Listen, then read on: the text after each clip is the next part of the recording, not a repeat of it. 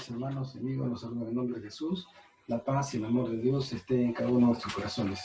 En este día vamos a estar compartiendo un tema sobre en cuanto a los valores, ¿no? Y también de pasada cuando se pierden los valores, ¿no? Cómo hacer para recuperarlos, cómo hacer para restaurarlos.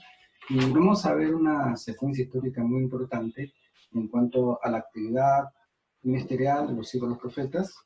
Una historia que describe el libro de Segunda de Reyes en el capítulo 6, en la cual vamos a dar lectura de manera inmediata. Dice la palabra del Señor, que la leemos en nombre del Padre, el Hijo y del Santo Espíritu, dice así: Eliseo hace flotar el hacha. Los hijos de los profetas dijeron a Eliseo: he aquí el lugar en que moramos contigo nos es estrecho. Vamos ahora al Jordán y tomemos de allí cada uno una viga y hagamos allí un lugar en que habitemos. Y él dijo: andad. Y dijo uno: te rogamos que vengas con tus siervos. Y él respondió: yo iré. Se fue pues con ellos, y cuando llegaron al Jordán, cortaron la madera. Y aconteció que mientras uno derribaba un árbol, se le cayó el hacha en el agua, y gritó diciendo: ah, Señor mío, era prestada. El varón de Dios preguntó: ¿dónde cayó? Y él le mostró el lugar. Entonces cortó él un palo y lo echó allí, e hizo brotar el hierro, y dijo: tómalo. Y él extendió la mano y lo tomó. Es una historia muy interesante en la cual podemos ver ciertas características de los hijos de los profetas para imitar todo el lado bueno, el lado positivo de esta historia. Podemos decir nosotros que así como la Biblia está titulando aquí a los hijos de los profetas, cabe advertir de que esta frase, los hijos de los profetas, no correspondía a un contexto de carácter genético o biológico. O sea, no eran hijos naturales los profetas, sino que eran, por decir, hijos espirituales de los profetas, los cuales los profetas leccionaban, adiestraban, capacitaban y perfeccionaban para que les ayudase en el ministerio profético.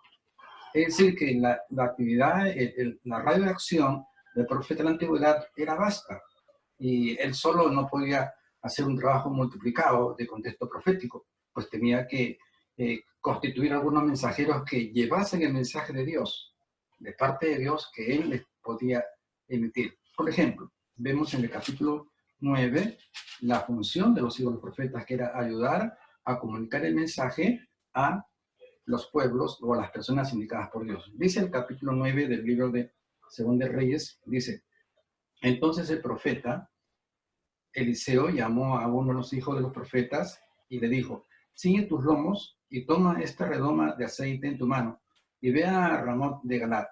Cuando llegues allá, verás allí a Jehú, hijo de Josafat, hijo de Ninsi, y entrando haz que se levante entre tus hermanos y llévalo a la cámara. Toma luego la redoma de aceite y derrámala sobre su cabeza y repite: así dijo Jehová, yo te he ungido por rey sobre Israel, y abriendo la puerta, echa a huir y no esperes. Bien, como vemos aquí un ejemplo de que los hijos de los profetas no están profetizando de parte directa y vertical de parte de Dios, sino que ellos comunican una revelación, una profecía que ya había recepcionado el profeta. Entonces vemos aquí que los hijos de los profetas era un conjunto de alumnos de una escuela profética que ayudaban en sus menesteres proféticos a los verdaderos profetas que recibían la palabra de Dios. Pero aquí vemos un ejemplo muy importante también. Nosotros, según la Biblia, el libro de Efesios, capítulo 2, verso 20, dice que somos fundamentados en la doctrina profética y apostólica, cuya piedra angular es Jesucristo nuestro Señor. Somos hijos espirituales, somos hijos bíblicos, somos hijos de un contexto profético y apostólico, porque nuestros padres espirituales, en un sentido bibliográfico, en un sentido hagiográfico, nos han instruido de parte de Dios por medio de ellos. Y entonces hemos sido fundamentados por profetas y apóstoles que escribieron la palabra de Dios. Por lo tanto, somos hijos también de los profetas. Entonces, de esa figura yo quiero rescatar las características de los hijos de los profetas. En sentido figurado, nosotros, los que somos instruidos, los que somos alimentados, los que somos amamentados en los contextos proféticos y apostólicos de la palabra del Señor. Bien, la característica que estamos observando aquí de los hijos de los profetas es que ellos comunicaron el mensaje del profeta.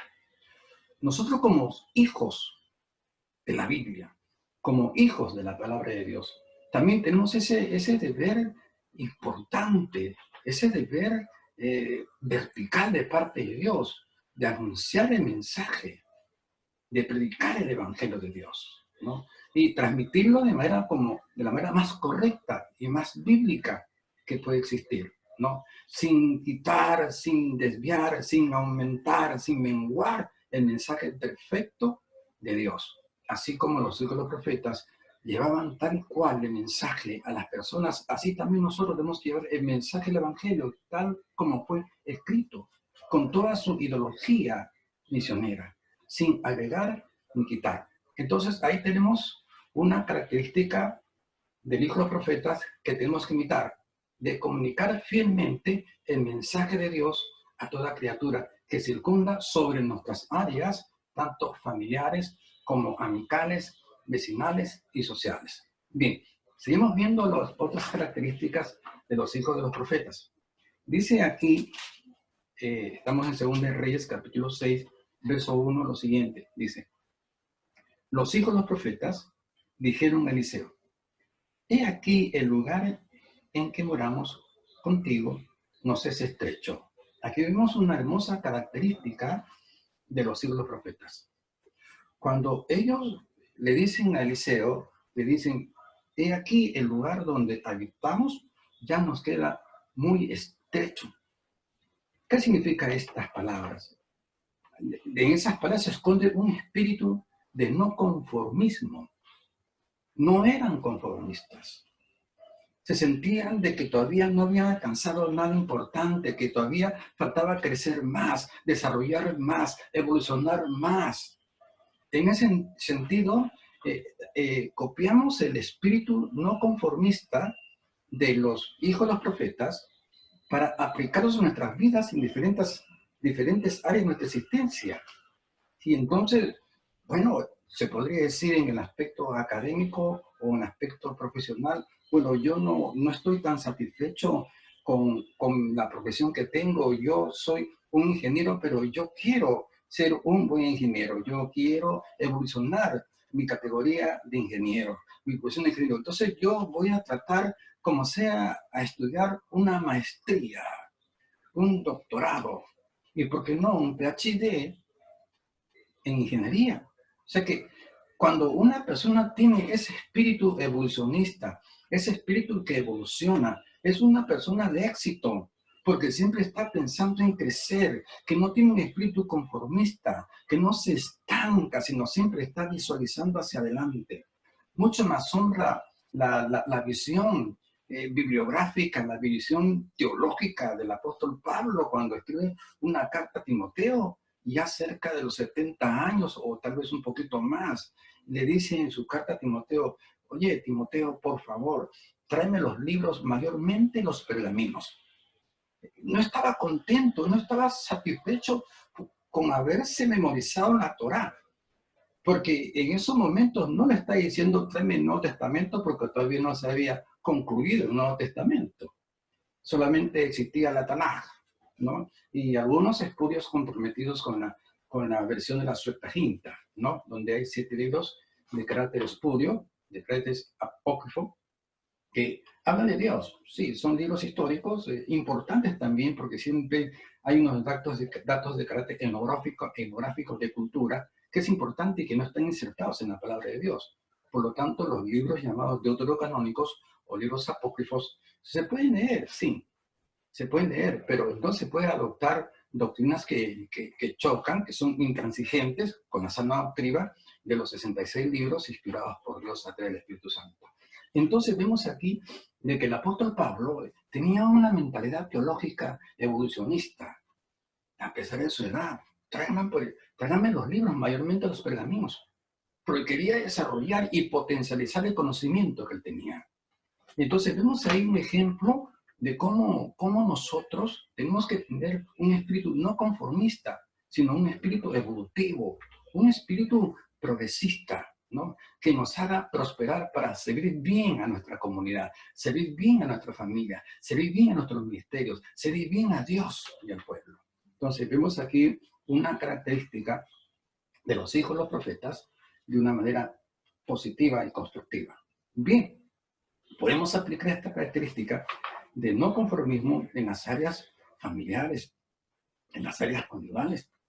Entonces, podemos decir, una mujer podría decir, bueno, yo no estoy, una esposa podría decir, yo no estoy conforme con todo el aprecio, con todo el cariño, con toda la consideración, con todo el amor que le estoy ofreciendo a mi esposo. No estoy satisfecha.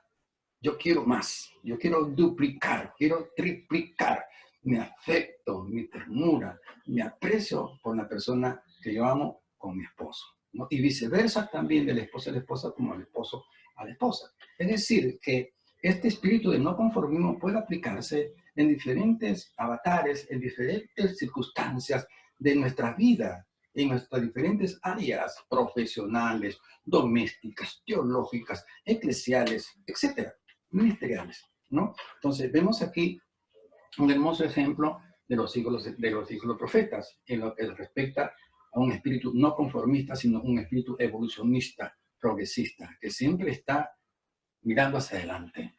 Aún el apóstol Pablo, ya con esas fuerzas limitadas, porque el apóstol Pablo ya estaba en una curva descendente.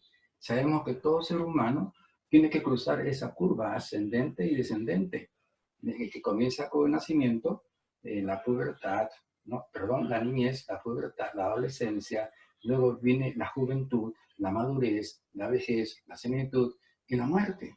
Pero Pablo ya estaba ya en una curva ya casi final.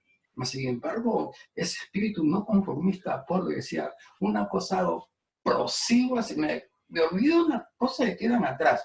Las cosas que experimenté en la curva ascendente y prosigo adelante a la meta. O sea, que un hombre extraordinario, que no había espíritu de conformismo por ningún ángulo de su vida, tanto física como anímica, como intelectual, como teológica. Era un hombre de evolución total, de una evolución integral que nosotros debemos imitar. Bien, seguimos adelante porque hay mucha riqueza que extraer de este texto de la maravillosa palabra del Señor. Seguimos leyendo en Segunda de Reyes, en el capítulo 6, que estamos allí, ¿no? Y decimos el verso 1, los hijos de los profetas dijeron a Eliseo, he aquí el lugar en que moramos contigo nos es estrecho. Vamos ahora al Jordán y tomemos de allí cada uno una viga y hagamos allí un lugar en que habitemos. Y él dijo, andad. Ajá, aquí vemos otra característica muy hermosa. Vemos un espíritu de compañerismo, vemos un espíritu de unidad, vemos un espíritu que está consciente de que uno solo no puede hacer las cosas, no puede alcanzar un éxito, sino que necesita de una comunión, necesita de una unidad armoniosa para poder conquistar los objetivos, los sueños y las visiones. Por ejemplo, volvemos a leer, dice el verso 2, vamos ahora al Jordán y tomemos de allí cada uno una viga y hagamos allí un lugar en que habitemos. O sea que la visión de los hijos de los profetas era de construir un lugar mucho más amplio, ¿no es cierto? Una cobertura más amplia, unas dimensiones más espaciosas como para habitar. Pero ellos consideraban de que de una manera unipersonal o personal no iba a conquistar sus anhelos. Entonces deciden apostar por la unidad. Entonces dice, cada uno toma una viga. O sea, cada uno toma una responsabilidad para alcanzar un objetivo. Esto de cada uno agarra una viga tiene un contexto de organización, tiene un contexto de planificación, tiene un contexto de diseño, de planificar, de organizar algo para alcanzar un objetivo, donde cada uno tiene una importante participación. Cada uno agarra una viga, es decir, cada uno agarra un peso, cada uno agarra una responsabilidad, cada uno se ocupa de un quehacer para llegar a conquistar las metas, los horizontes y las visiones. Entonces, vemos aquí ese contexto de unidad que nos permite alcanzar y conquistar nuestras visiones y nuestros más caros anhelos. Bien dijo el salmista David, dijo, Mirad cuán bueno y cuán delicioso es habitar los hermanos juntos en armonía. Es ahí que Dios envía bendición y vida eterna. Entonces, armonía en hebreo griego dice apowa.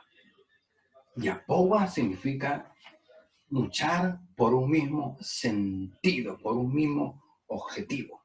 Luchar en conjunto. Es como una sinergia, ¿no? Donde en la sinergia uno tiene una misma mentalidad, una misma voluntad, una misma acción, es el apowa, la armonía. No se trata de la armonía de un contexto físico, material, geográfico, no, que yo me doy la mano con ciertas personas que comulgan con mi perspectiva espiritual o religiosa o eclesial y me abrazo y esto, y bebemos un jugo, un vaso de un refresco, un poco de agua, etcétera, un café y brindamos por la amistad. Eso no es apowa que está hablando la Biblia. La apowa va más allá de una armonía física, sino de una armonía no solamente amical, sino una armonía que tiene otros contextos anímicos, contextos de visión, contextos intelectuales, contextos de sentir, ¿no? Juntos en armonía, un mismo decir, un mismo hablar, un mismo sentir, una misma fe, un mismo Dios y una sola doctrina. Porque a veces pues nosotros pues somos un poquito, ¿no? Tal vez tenemos un espíritu discrepante, ¿no? Un espíritu un poquito intransigente con otras posturas, ¿no? De carácter dogmático o de carácter teológico y nos creemos nosotros que estamos en una posición muy superior a los que circundan sobre nosotros y no aceptamos sus ideas como tampoco ellos aceptan las nuestras porque ellos piensan que son mejores que nosotros o nosotros pensamos que somos mejores que ellos, ¿no? Entonces, la eterna, eso no es unidad. Y cuando nos vemos, nos abrazamos, hasta ósculo santo, pero no hay apowa. Hay una armonía, hay una amistad, ¿no? Social, eclesial, pero no hay un apowa verdadero, un mismo sentir. Esa apowa estamos viendo aquí, porque se organizan para un mismo objetivo. Cada uno agarre su viga, cada uno agarre su responsabilidad. Gloria al Señor. Eso es lo que estamos observando aquí. Las características positivas y constructivas que se desprenden en el mensaje de la palabra de Dios. Porque está que nos habla de una u otra manera, ¿no? Imitando las características. La Biblia dice, examina todo y retén lo bueno y desecha lo que no es conveniente.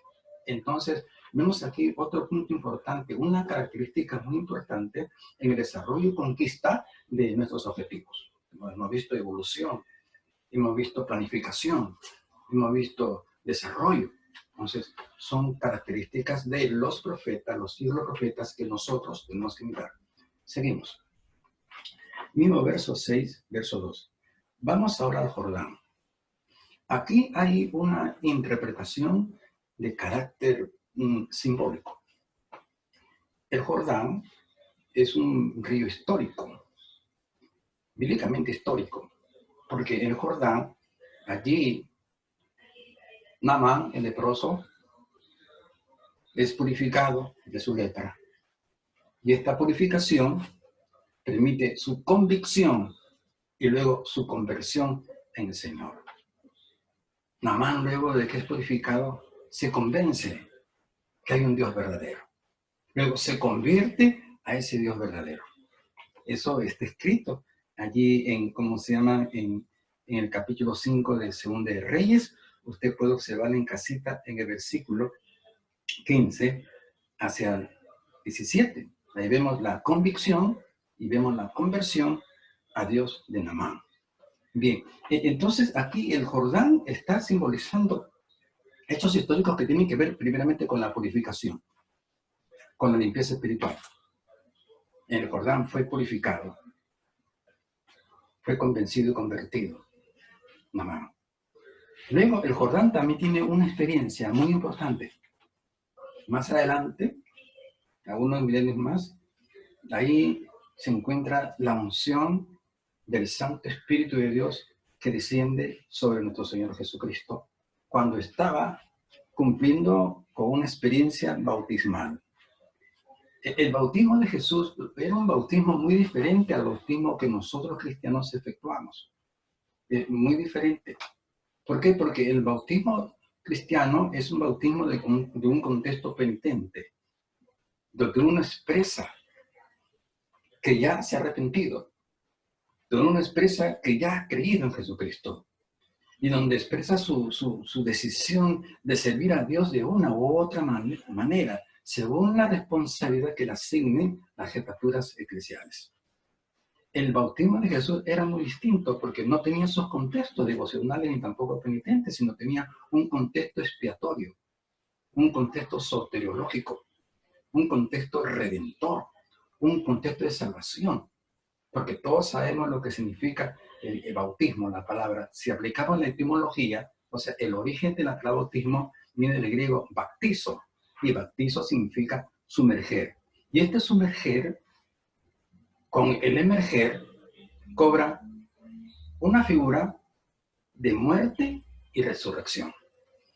Y cuando Jesús está siendo sumergido y emergido por Juan el Bautista, está dando delante del Padre una señal que estaba dispuesto a morir por nuestros pecados y resucitar para que nosotros también resucitemos para vida eterna. Cuando el Padre observa el tremendo y potente mensaje de Jesucristo en la experiencia bautismal, entonces del corazón del Padre, del interior del Padre, sale una voz gloriosa que dice: este es mi Hijo amado, en él tengo complacencia. Y derrama la unción del Santo Espíritu de Dios sobre Jesucristo. Entonces allí comienza Jesucristo. Antes la experiencia bautismal, Jesús era un simple Jesús, como los miles de Jesús que había en su tiempo en Palestina. Pero a partir de la experiencia bautismal y la recepción del Espíritu de Dios en su potencial máximo de unción, ahí es Jesucristo, o sea, Jesús el ungido por el Santo Espíritu de Dios. Y entonces vemos aquí que el Jordán tiene una simbología de purificación y unción.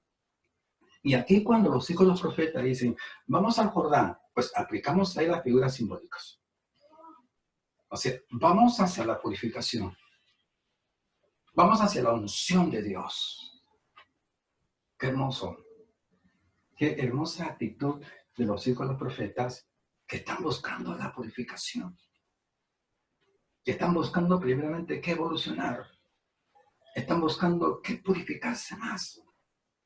Están buscando qué recepcionar la unción del Santo Espíritu de Dios. O sea, la unción permitía una potencialización de los caracteres ministeriales. El rey recibía la unción del Santo Espíritu mediante el aceite simbólico de la Santa Unción. ¿Para qué? Para gobernar con excelencia el pueblo de Dios. Y el profeta también recibía el aceite de la Santa Unción. ¿Para qué? Para traer el mensaje con excelencia, el mensaje de Dios al pueblo de Dios. Y el sacerdote también recibía la unción santa del aceite para que pueda ejercer con magnificencia su oficio de intercesor entre Dios y los hombres. Jesús necesitaba, ¿para qué? Para hacer un excelente oficio, un sextuple oficio importantísimo como apóstol, profeta, maestro, pastor, evangelista y redentor. Necesitaba la unción del Santo Espíritu de Dios para cumplir con excelencia y eficacia la labor encomendada por el Padre de los cielos. Así también nosotros necesitamos esa unción que nos capacite para ser cada vez más potencial, más importante, más eficaz, más certero en nuestro ministerio para con la sociedad y para con la iglesia. Bien, seguimos porque hay muchas características, muchos caracteres de los hijos de los profetas que tenemos que extraer para poder imitar, no solamente para conocer, sino para imitar. Y luego dice, seguimos leyendo, estamos en el versículo 2, dice, vamos ahora al Jordán y tomemos de allí cada uno una viga, o sea, una responsabilidad, y hagamos allí un lugar en que habitemos. Y dijo el profeta, andad. El profeta está haciendo aquí la figura de Dios, donde el Dios escucha la manifestación, la posición de los profetas. No estamos conformes. No tenemos, Dios mío, un espíritu conformista. Queremos nosotros multiplicar nuestro amor, nuestro gozo, fe, paz, paciencia, templanza, bondad, mansedumbre, benignidad, que son 9 manifestaciones de fruto del Espíritu Santo de Dios. No estamos contentos con nuestro rendimiento en mi ministerio. No estoy contento con el rendimiento en mi trabajo secular. No estoy contento cómo rindo como ingeniero, como arquitecto, como empleado, como técnico, como obrero. Yo quiero superar mi profesión. Excelente. Y entonces, cuando luego pone la segunda ponencia, los profetas, dice, creo que tenemos que trabajar en unidad para alcanzar nuestro objetivo de un lugar más amplio. Así que nos organizamos y diseñamos un plan. Cada uno toma una responsabilidad para alcanzar el objetivo. Y cuando presentan estas alternativas, estas posiciones ante la figura de Dios, que era el profeta Eliseo, Eliseo dice, andad. O sea, estoy diciendo, bien, lo apruebo, lo sello, lo avalo. Qué lindo cuando nosotros conversamos con Dios y les ponemos nuestras visiones, nuestros planes. Y cuando Dios ve en nosotros prosperidad, deseo de crecer, de evolucionar en todos los aspectos para construir, para ser más certeros, más eficaces en nuestras respectivas responsabilidades, ya sean seculares, empresariales, sean financieras, sean eclesiales, etc. Dios le encanta eso, porque Dios es un Dios de multiplicación. Dios cuando crea al hombre lo crea para multiplicar. Multiplicaos, fructificaos, extendeos. Y cuando le da chamba a Adán, le da trabajo, le da, toma semilla, tienes tierra, tienes agua, bestia de carga, ya. No quiero los 100 árboles que te he dado, no te conformes. Yo quiero 500 y 1000. Así que toma semilla, toma agua, tienes buena tierra, tienes bestia de carga, así que a chambear, multiplica. Dios es un Dios de multiplicación. Y entonces la imagen de Dios que hemos heredado en nuestra conversión a Jesucristo, junto con esa imagen está la imagen multiplicativa de Dios, donde no hay conformismo, hay evolución, hay prosperidad en todas las cosas. No por algo Juan escribe una carta, Pablo escribe una carta a Juan, la segunda, y le está diciendo, amado, yo deseo que tú seas prosperado en todas las cosas, que prosperes también en salud como prospera tu alma. Una prosperidad total, integral, ¿no? Que prosperes en todas las cosas. Prospera espiritualmente, prospera teológicamente, prospera doctrinalmente, como también económicamente y físicamente. Dios es un Dios de prosperidad total e integral. Es la imagen de Dios sobre todos nosotros, el espíritu fructificador de Dios, ese espíritu multiplicador de Dios. Entonces, vemos aquí en los profetas que tenían pues el sello de Dios, ¿no? No eran conformistas, querían evolucionar, querían crecer, querían desarrollar, querían potencializar sus virtudes, sus talentos, sus misterios, sus habilidades. Y luego también vemos el sentir de querer purificarse más, de buscar la unción de Dios para ser más eficaces y más contundentes y más potentes con sus respectivas responsabilidades. ¿Seguimos? Dice entonces, y dijo, andad, el aval de Dios. El profeta dice, lo apruebo, andad. Pero había un detalle más que vamos a descubrir aquí. Dice en el versículo 3. Dijo uno, te rogamos que vengas con tus siervos. Y él respondió, yo iré. Siendo Eliseo la figura de Dios, en sentido figurado, le dicen los siervos, te rogamos que vengas con nosotros. Y Eliseo le dice, amén, voy con ustedes. Y fue contento, porque Dios siempre está acompañando a la gente de visión, a gente que tiene un espíritu de construcción, de multiplicación. Le encanta andar Dios con esa gente. Iré contentísimo. No va a ir de mala gana. Señor, te ruego que estés conmigo. Bueno, por misericordia, nos cuida, nos vela, pero no tan del agrado como estamos viendo que ahora el profeta dice, yo iré con convicción, con gozo. Y cuando la iglesia comienza a tener estas características y Dios ve ese espíritu de los profetas de manera colectiva o individual, personal de iglesia. Dios se encanta de andar con nosotros. Y eso no es todo, sino que el ángel de Jehová acampa alrededor de los que lo temen y le sirven. Palabra de Dios. Es lo que estamos observando y extrayendo este mensaje potente y poderoso de la palabra de Dios para usted y para mí, para todo el pueblo. Seguimos leyendo. El 3 dijo, y dijo uno, te rogamos que vengas con tus siervos, y él respondió, yo iré. Se fue pues con ellos, y cuando llegaron al Jordán, cortaron la madera. Cuando ellos llegan al Jordán, comienzan a cortar la madera. Acá hay otra figura muy hermosa, una figura muy importante, ¿no?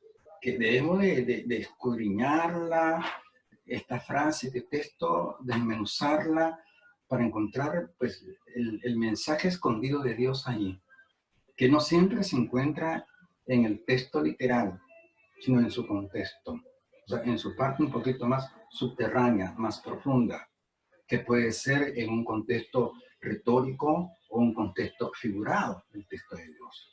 Y cuando uno estudia, ¿no?, ese contexto figurado retórico, encuentra preciosas perlas de parte del Señor. Cuando una persona excava la tierra, ¿qué encuentra? Encuentra oro, encuentra piedras preciosas, encuentra petróleo, se encuentra riquezas. Así cuando uno hace una visión subterránea a la palabra de Dios y profundiza, encuentra también perlas preciosas. Y entonces aquí cuando leemos acá en el versículo 4, perdón, dijo, sí, 4, se fue pues con ellos y cuando llegaron al Jordán, cortaban la madera. Es decir, ya hemos visto la simbología del Jordán. Simboliza la pureza, simboliza la unción. Muy bien. Entonces, cuando ellos cruzan el Jordán, o sea que prácticamente se empapan de la unción de Dios, se purifican en el Señor, comienzan a trabajar, comienzan a orar, comienzan a cortar madera. Acá hay un mensaje importante, que nadie en la iglesia del Señor puede cumplir o puede trabajar o puede recibir una obra ministerial o un servicio ministerial, una responsabilidad de trabajar en la iglesia, sea como ecónomo, sea como secretario, sea como diácono, como mujer, como capitán de evangelismo, etcétera, etcétera.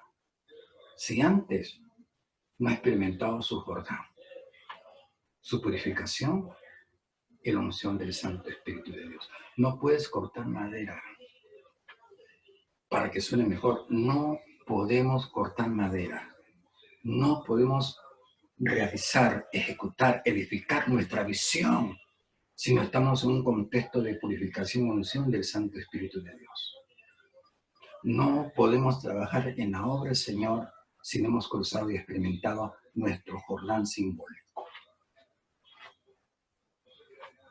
Los hijos de los profetas se zambullieron, se metieron en un Jordán.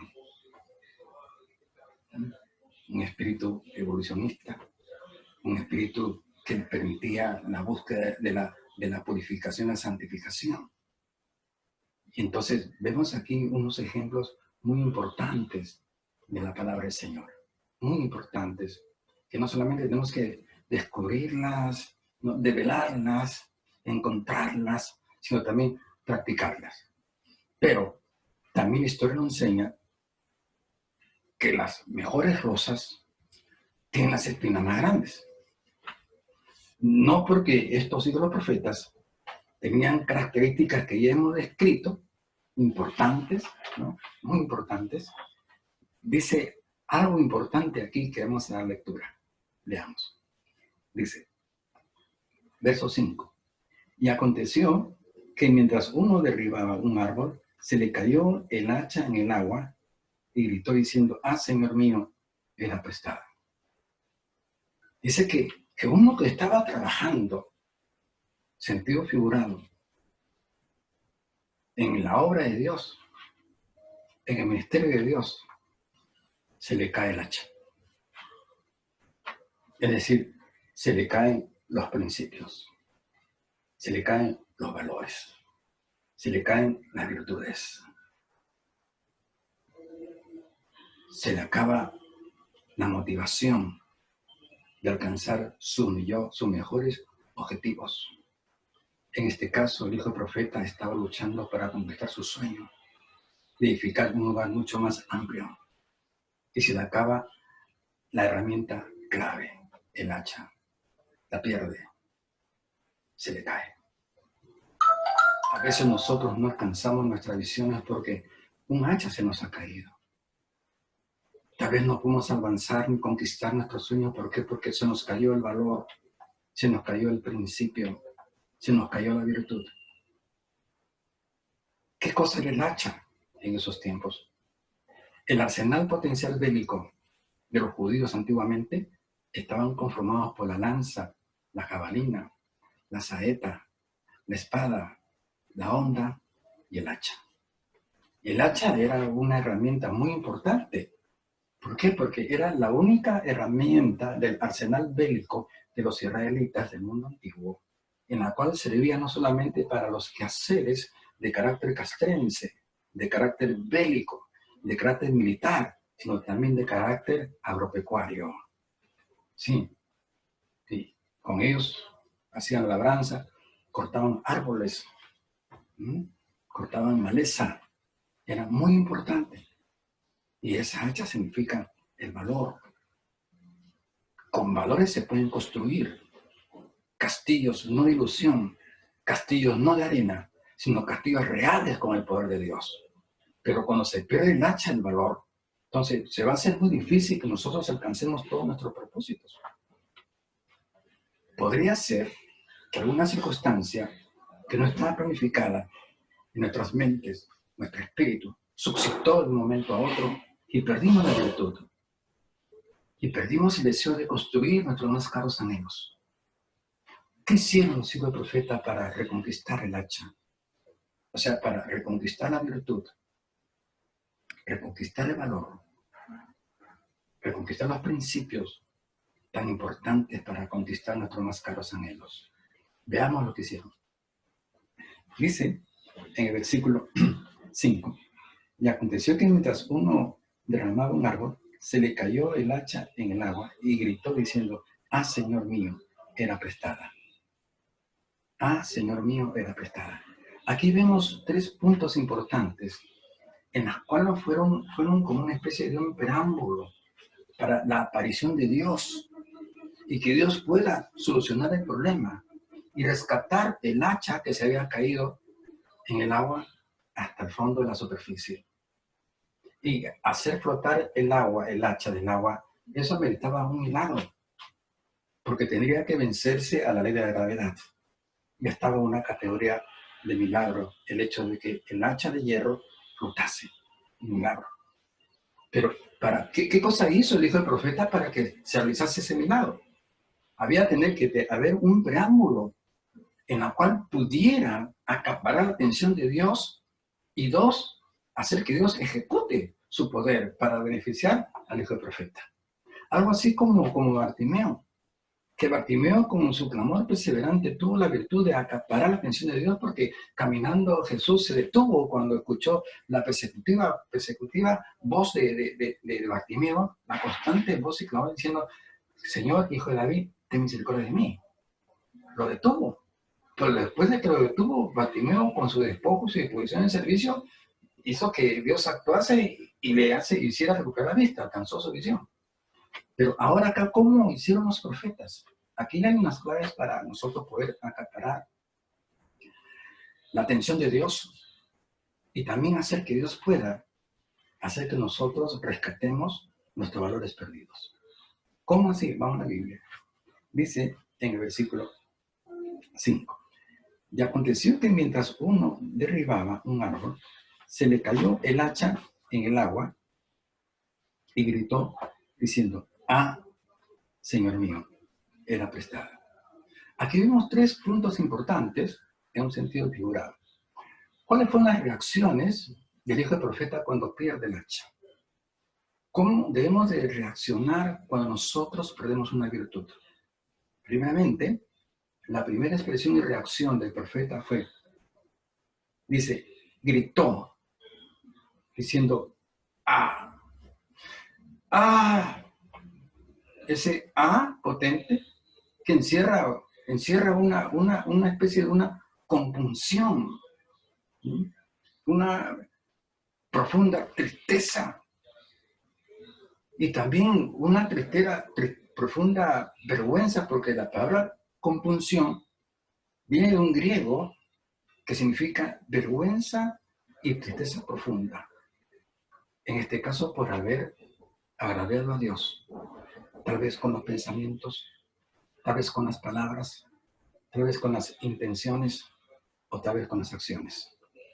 Así como en el tiempo de la gran predicación en Pentecostés de Pedro, donde luego de su discurso, guiado por el Santo Espíritu de Dios, mucha gente, tanto judíos como también gente gentiles, extranjeras, se compungen de corazón.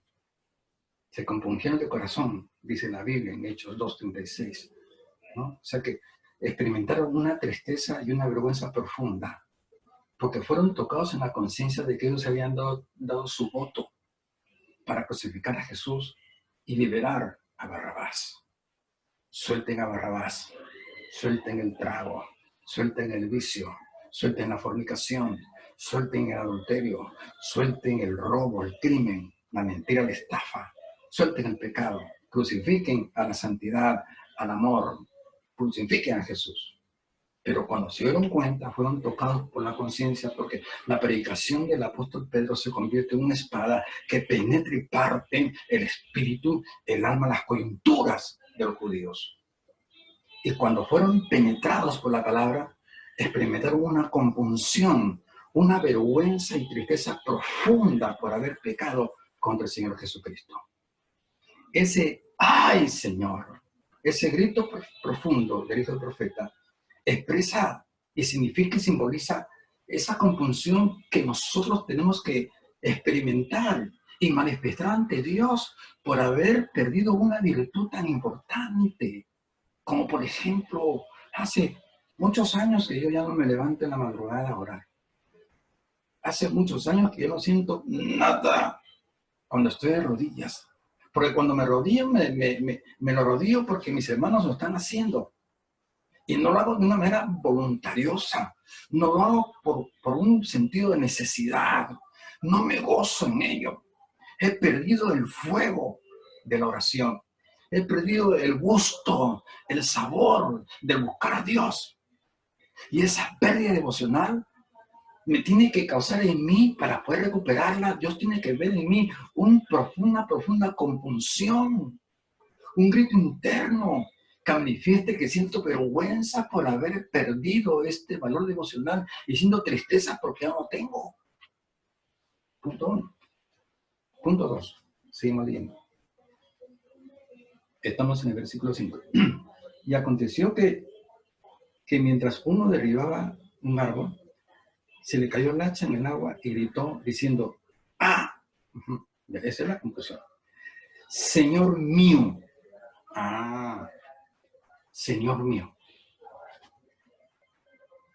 La oración vertical de entrar a la cámara secreta y seguir la condición que expone el profeta Isaías en el capítulo 43, versos 25-26, donde él dice, Dios dice, yo soy quien perdono tus pecados y no me acordaré de ellos, me voy a olvidar por amor de mi nombre. Y luego dice, entremos juntos, tú y yo juntos, entremos en una cámara secreta y confiesa tú para yo justificarte.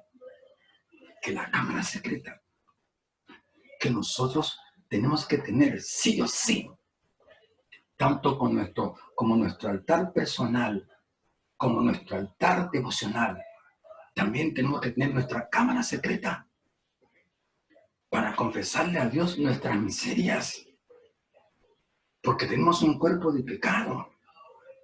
La concupiscencia es el sello de nuestra humanidad, que hemos heredado de Adán.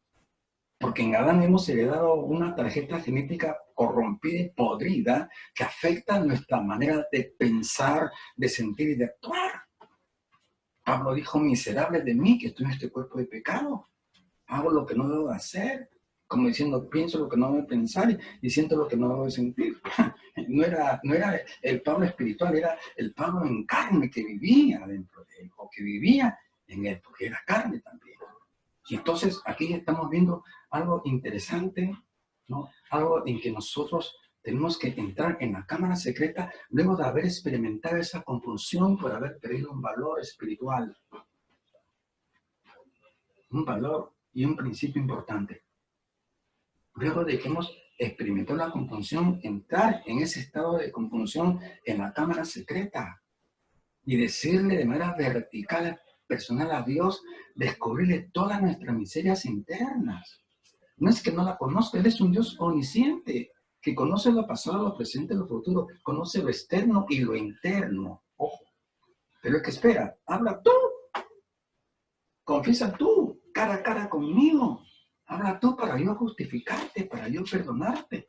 Sí, eso está bien claro y bien enmarcado en el libro de Isaías, en el capítulo 43, y yo quiero leerle acá la cita, ¿sí? Porque quiero asegurarme, porque a veces ya con la vejez ya uno pasa de mnemotécnico, pasa a amnésico, porque uno ya está en una curva cronológica de bajada.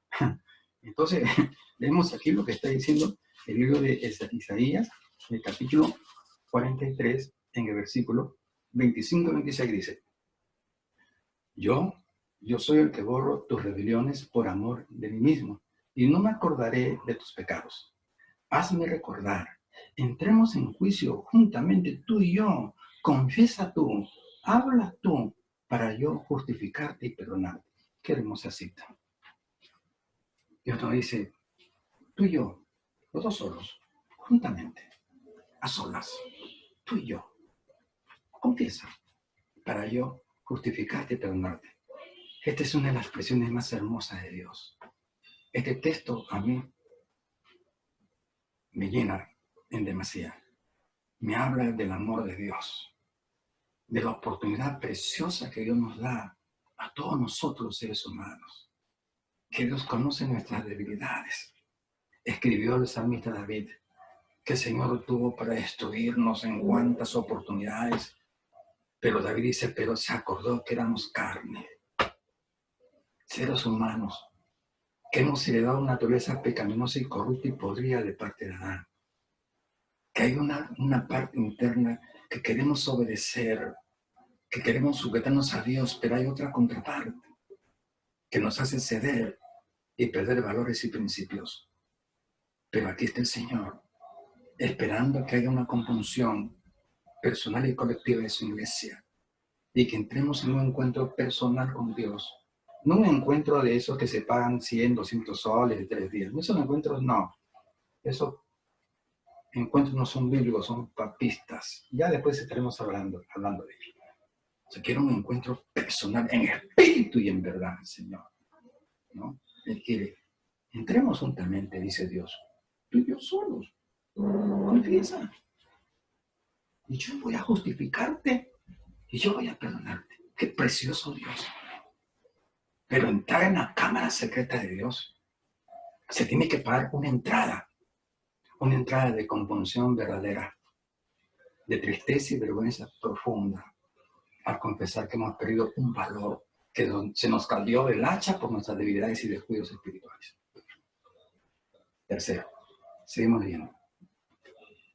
Ahí dice, y aconteció que mientras uno derribaba un árbol, se le cayó el hacha en el agua y gritó diciendo, ay, en la compunción, Señor mío.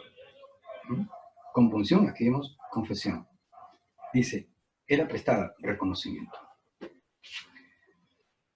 Era prestada. Esta vida que llevamos le pertenece a Dios. Dios es el amo de nuestras vidas. Nos cedió una vida, nos dio esa imagen para que llevemos una vida acorde a sus propósitos santos y justos. La parábola de los talentos del libro de Mateo, capítulo 25, dice que este señor reparte bienes y dones y luego se va, llega después de un tiempo a recoger lo de él.